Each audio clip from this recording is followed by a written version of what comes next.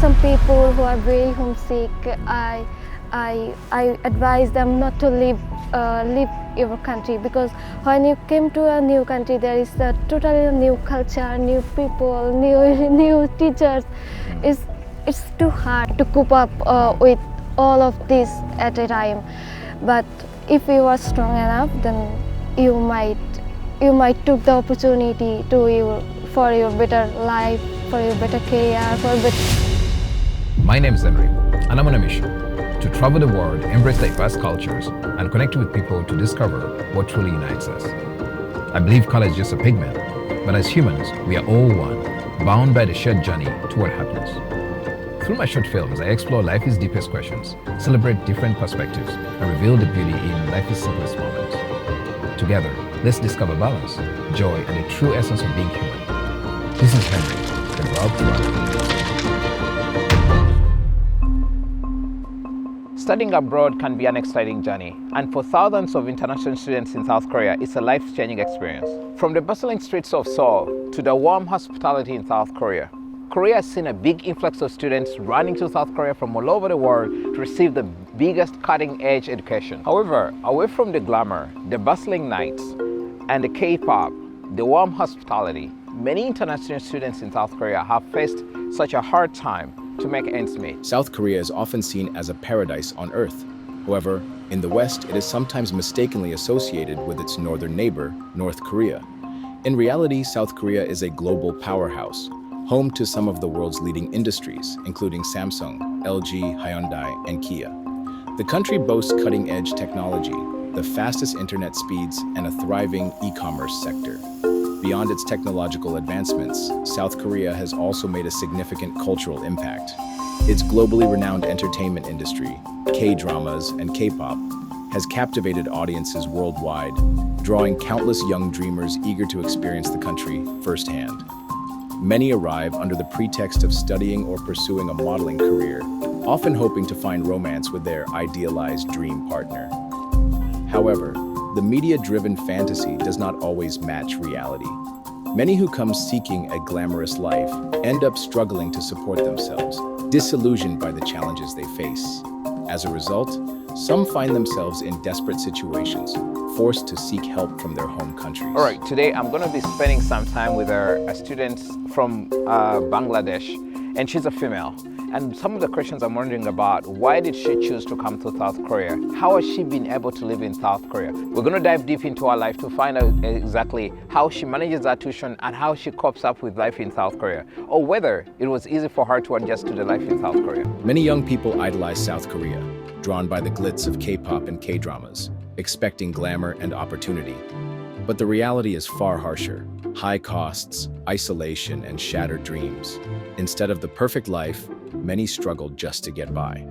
I am now headed to Propti's 4.5 square meter residence, a tiny space she calls home.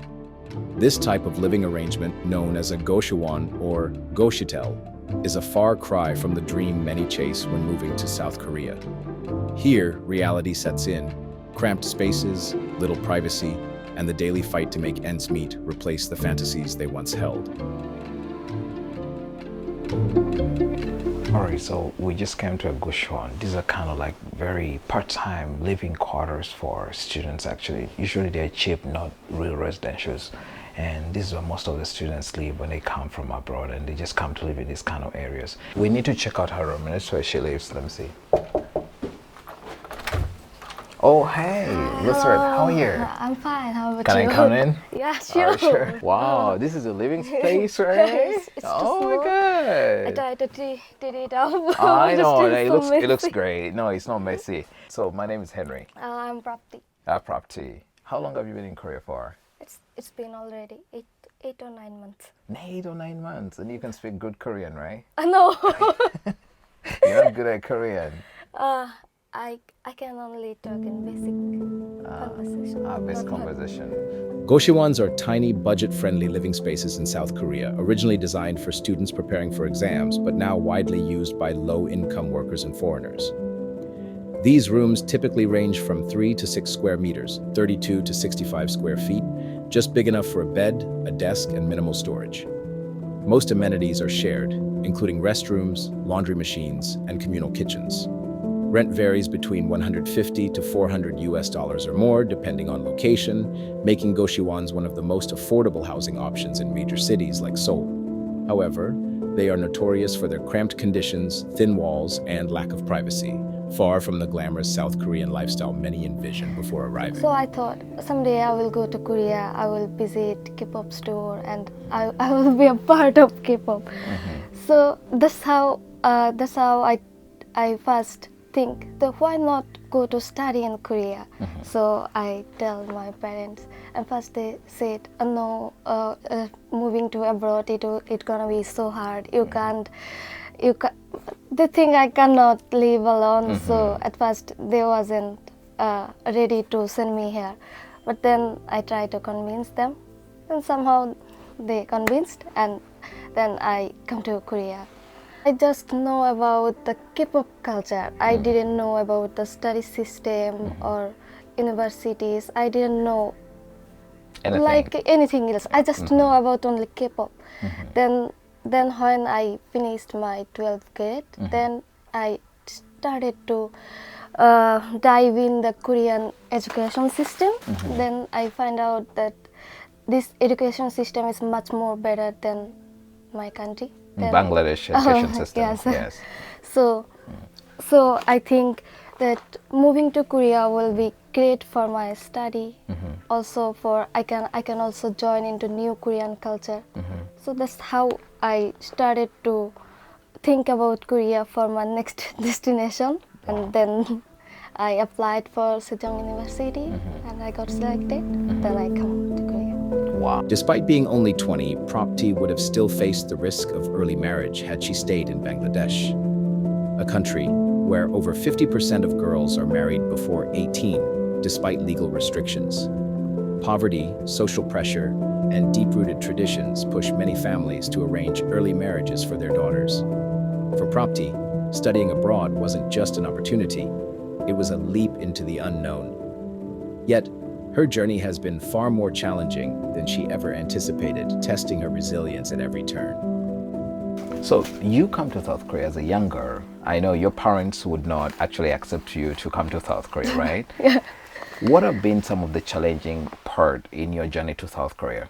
The most challenging part is a language barrier, because most of the people here don't know how to speak in English, and I don't know how to speak in Korean. So when I first came to Korea, I went to the store to buy something to eat, but they cannot. Nobody could understand your language. Nobody right? could understand English. So I thought, as I'm Muslim, I cannot eat pork. So I have to ask them, does this food have a pork Pork in inside? it, yes. But they Because didn't pork is get very it. common here. Like, Yeah. it's in everything almost. Yeah.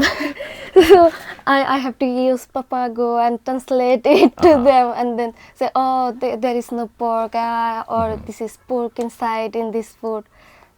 So I will say that language barrier is the most Challenging part in Korea.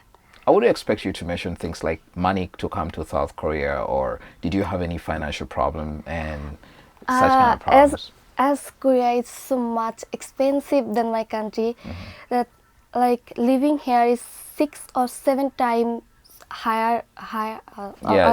Yeah, it's okay. So Korea is 7 times higher than your country, right? Yeah. In terms of daily Like living and standard of living. Yes. I could graduate in my country with 1 semester fees here. For real? For a year. And you're still living in South Korea, paying that much just for you to stay in South Korea?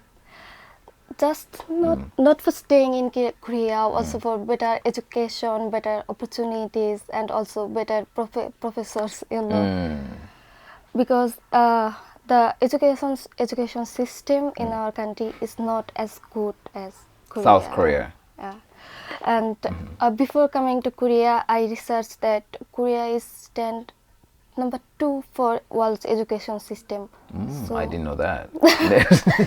So Korea ranks number 2 in the entire world in terms of the education system, right? in that time when I researched about because every time the ranking is changing. But when I researched, the first one was Finland and second one was South Korea. So where's the United States? You never had a dream of moving to America, because most people love to go to the US to study. Actually, I wanted to go somewhere where there is much community from my country. In South Korea, the language barrier poses a significant challenge for many foreigners. 포인트 있을까요? 없어요. 네. 17,100원 나왔습니다.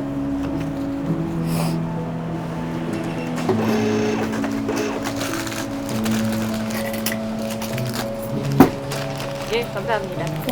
Although English is taught in schools, many South Koreans are not fluent, making everyday tasks like shopping, navigating public transport, or accessing healthcare difficult. This gap often leads to isolation, misunderstandings, and feelings of frustration, which can even contribute to depression for those struggling to communicate.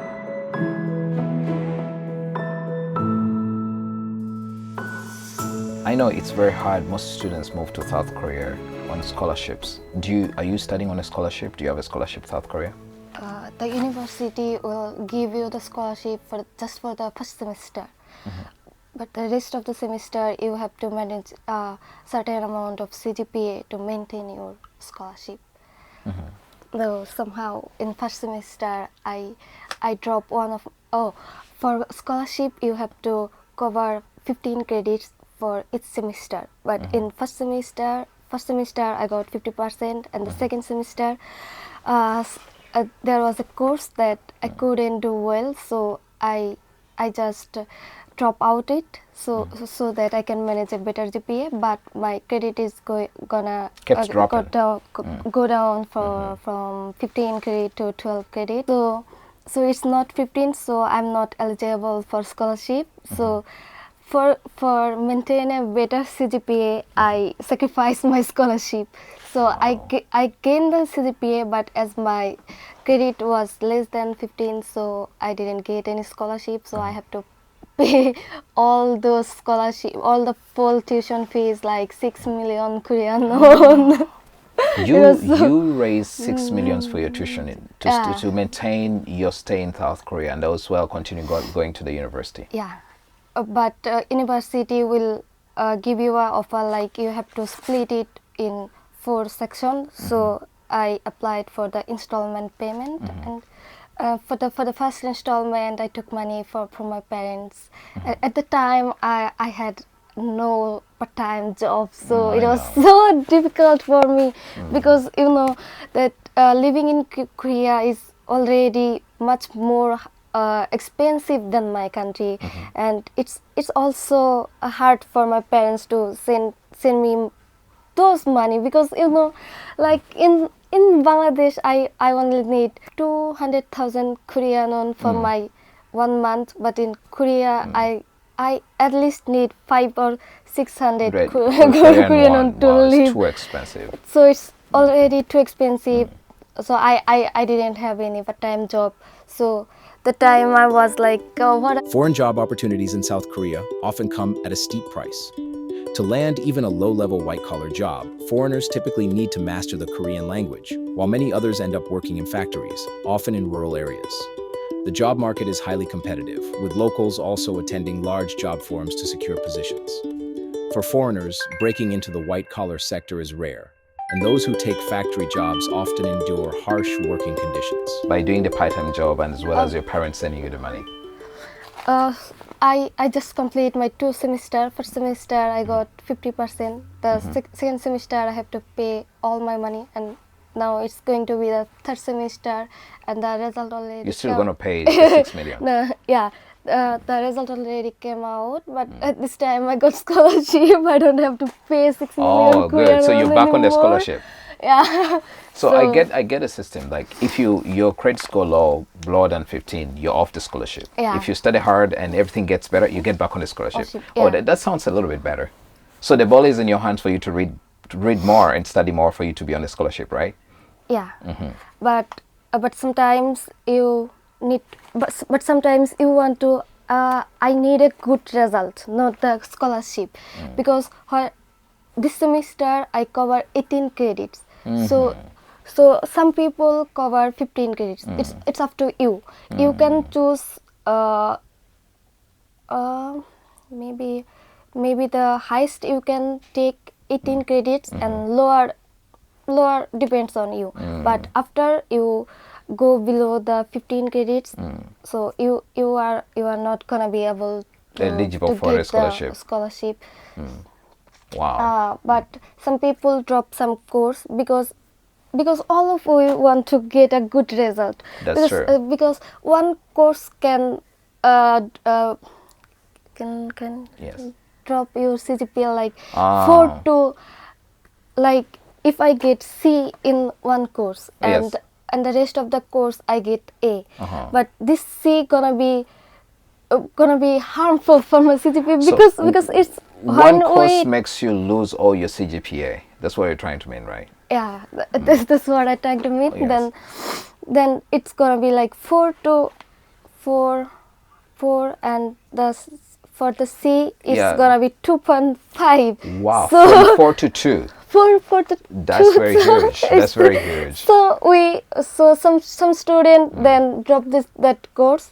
So the credit gonna be the So below 15. Then you have to pay the whole scholarship, whole tuition fees. In South Korea, many students must maintain a high CGPA to keep their scholarships, with some universities also requiring them to take at least 15 credits per semester.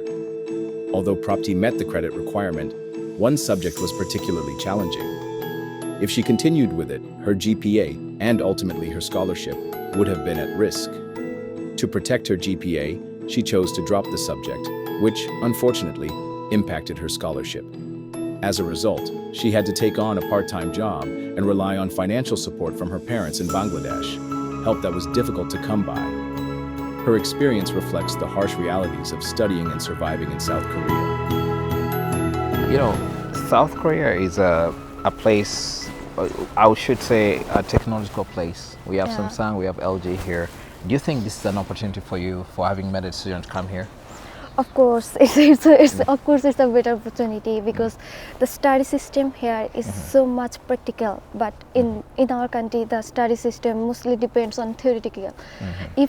So I think if we learn about more practical studies, it will make us more skillful because now everything depends on AI or AI technology.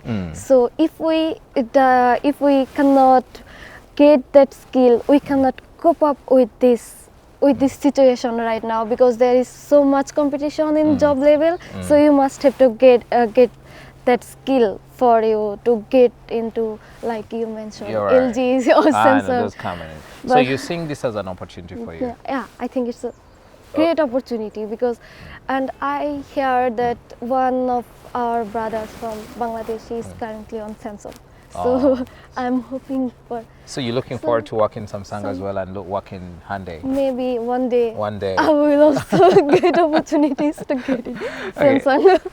What's your plan after graduation? Do you see yourself moving back to Bangladesh or you want to stay here? As I mentioned before, the language barrier here is so tough, and also for the job, I must complete like level 5 for Korean, level 5 for language get into a job. So if I get time to complete my Korean course, then maybe I will stay here. If not, then what is the point of waiting here?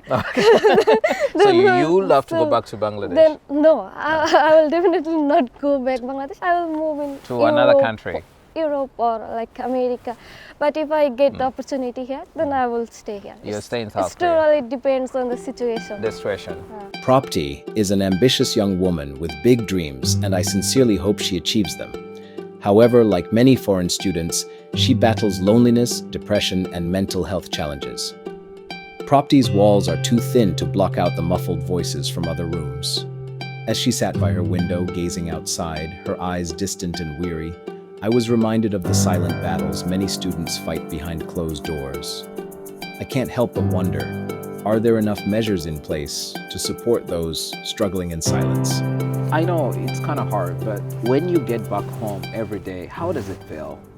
after a long day of doing classes and part-time job, when you go back home, you feel like there is no one for you at this country, because all the day you work too hard, but you want someone to ask you how was your day, did you eat, what will you do, but you will hope that please, if there was someone who would take care of me, who would make a good food for me, then it would be great. It's kind of way too hard. It's kind of way too hard, bro, because I know. because you have to make your own food after a long day. You come back so too tired, you have to then make food, then eat. But if you live with your parents, then you will come back home, your mom will prepare the food for you, you will just eat. There's somebody to show you some love, but then you got nobody to show you love in South Korea. Yeah. So do you have any kind of like any measures for students organized by the university to overcome this loneliness, like within your university? Like, university wouldn't give you that such opportunities, but you have to make friends, because there is so much people from my country, so I have talked to them, I get introduced with them, I make friends with them. Some of my friends are from different countries like Uzbekistan, Nepalese. They're all so foreigners. you have to be friendly with them, and they will also approach you for let's be friends. So if you are a introverted person, then it will be too hard for you to make friends. But I'm not an introvert, so it wasn't too hard for me to make friends. So. Because you're a friendly person, so you got many friends around. So you, I got many friends that's around. good. So do you feel better after having these friends? Yeah, of course. As it started to get dark, it was time to have a first-hand experience of how students relax after a long day of studying. At night, the streets come alive with neon lights and the smell of street food like tteokbokki and odeng. Students come together in groups to chat, couple, and make new connections. Some head into karaoke rooms to unwind. Propti explained that for many students, this is their time to let go of the stress. It's not just about partying, she said. It's about finding a way to release the pressure before getting back to studying. Students in Korea sometimes have to spend 24 hours in the libraries and study cafes to maintain their scores. It was clear that for students here, the night is not just for fun, it is a chance to recharge before the next day. So after school, you guys come here to play some games or stuff like that? Especially on the weekend. On weekend? So you don't have any time to kind of like do this kind of stuff, right? Not much. You don't. So you don't hang out? Because when I have when the university is open, I have to go to the classes and also go to the my part-time job. So after getting back to the work, I got too tired. So you don't hang out at all, right? Like you don't spend time with your friends so much, right? 3 or 4 times a week. Oh, that's kind of good. Hey, that's enough. Not enough. So have you played these games before? I played like once or twice. Alright, so.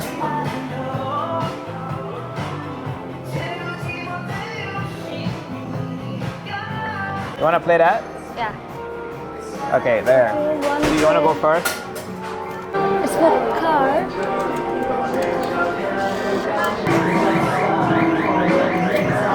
Oh, you're so good at this, right? Oh, come on.